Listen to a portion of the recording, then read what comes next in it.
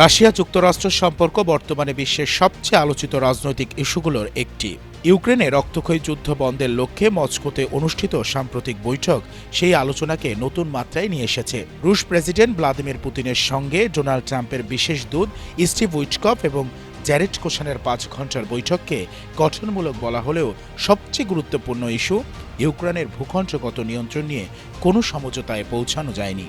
বৈঠকে উভয় পক্ষই যুদ্ধ বন্ধের পথ খুঁজতে আগ্রহ প্রকাশ করেছে। যুক্তরাষ্ট্রের প্রস্তাবিত ২৮ দফা শান্তি পরিকল্পনা নিয়ে আলোচনা হলেও পুতিন স্পষ্ট করে জানিয়েছেন এখনও কোনো চূড়ান্ত খসড়া নিয়ে আলোচনা হচ্ছে না, বরং একগুচ্ছ ধারণা ও প্রস্তাব নিয়ে প্রাথমিক পর্যায়ে কথাবার্তা চলছে।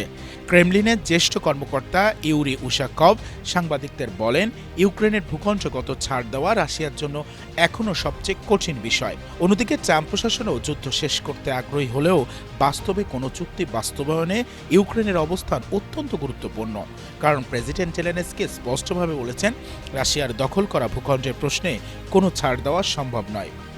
সব মিলিয়ে বৈঠকটি শান্তির সম্ভাবনা কিছুটা উন্মুক্ত করলেও মূল সমস্যার সমাধান এখনও বহুদূর। ইউক্রেন যুদ্ধের অবসান নিয়ে ওয়াশিংটন ও মস্কোর মধ্যে আরও দীর্ঘ ও জটিল আলোচনা চলবে বলেই মনে হচ্ছে।